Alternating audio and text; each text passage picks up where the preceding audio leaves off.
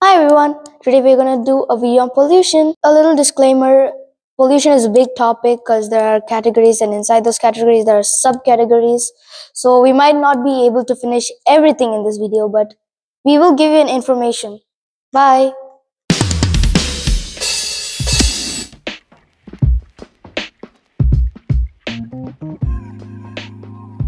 En fait, la pollution, c'est une dégradation de l'environnement par des substances naturelles, chimiques, radioactives, des déchets ménagers ou industriels, encore des nuisances diverses qui peuvent être sonores, lumineuses, etc.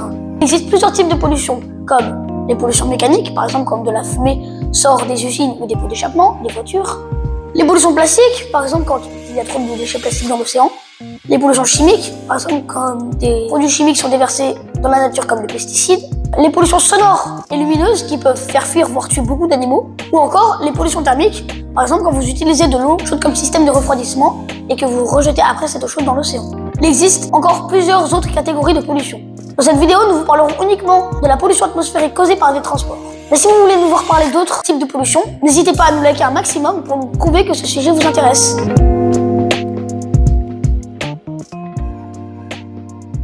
Principalement des transports routiers.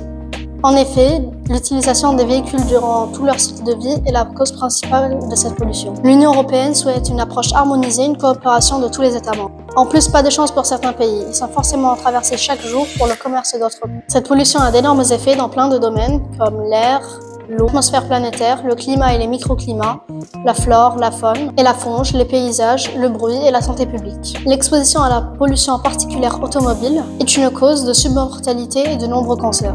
En 2014, le transport routier était responsable de 20% des émissions de CO2 dans le monde.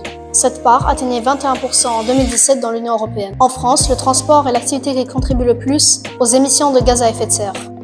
En 2019, il représente 31% des émissions françaises de gaz à effet de serre. Depuis 1990, les gaz à effet de serre des transports ont augmenté de 9%. Now let's see the most polluting transport. On first, there's the plane. It gives out at least 145 to 185 CO2 per passenger kilometer. And then we have the car. The car gives out more than 100 to 150 CO2 per kilometer passenger. And then we have the two-wheeler. Two-wheeler gives out 72 CO2 kilometer per passenger. And then we have the bus. The bus gives out 68 CO2 kilometer per passenger. And then we have the train. The train gives out a shocking 14 grams of CO2 per kilometer passenger. Now, if you have done the maths, you would see that the car and the plane give out the most CO2. So it would be preferable to take more of the public transport or bicycles.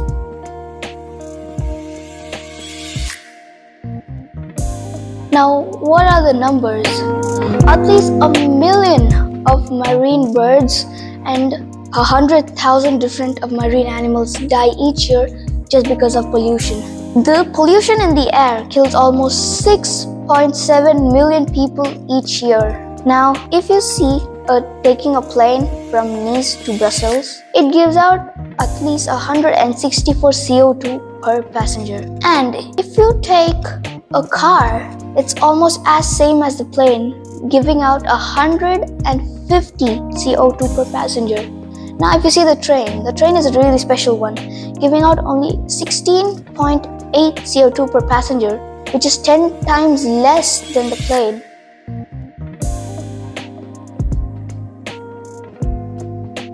Depuis la révolution industrielle, il y a eu beaucoup plus d'activités humaines. Cela a provoqué l'augmentation des gaz à effet de serre. Les gaz à effet de serre forment comme un manteau autour de la Terre. C'est ça qui provoque le réchauffement climatique, qui selon les scientifiques réchaufferait la Terre de 5 degrés d'ici 2100. Ça peut ne pas paraître beaucoup 5 degrés, mais c'est autant d'augmentation que lors des 10 millions dernières années. Ce réchauffement a énormément de conséquences. Une de ces conséquences est que les océans vont grimper de 88 cm et ainsi 700 millions de personnes devront quitter leur domicile. Les maladies tropicales seront de plus en plus présentes à cause des moustiques qui propagent la maladie dans des lieux où ils n'étaient pas là avant. On estime que 20 000 espèces d'animaux disparaîtront chaque année, et ce à partir de maintenant. Pour éviter toutes ces catastrophes, tu peux agir.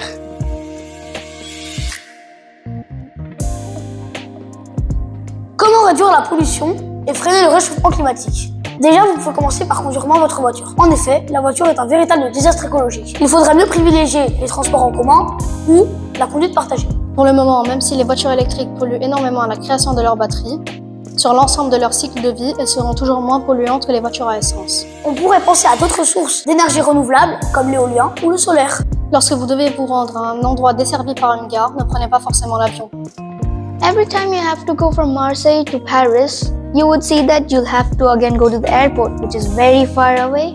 You have to also take the controls, board the plane, etc., etc. But then, you would see the train. The train is faster, not by going from one place to another place, but how you enter it, how you board it, and how you exit it. It's faster than a plane and also gives out less CO2. So that's why the train could be more usable. And this is because the train stations are generally in the center of the city, and that's why it's more connected. Finalement, nous avons tous un rôle à jouer. Ici au LFIA, nous nous préoccupons beaucoup de notre environnement. Nous essayons de trouver des moyens pour réduire notre empreinte carbone. Notre école est labellisée éco-école et nous avons élu des éco-délégués pour réfléchir à diminuer notre empreinte carbone et ainsi faire de notre école un lieu paisible avec une bonne qualité d'air.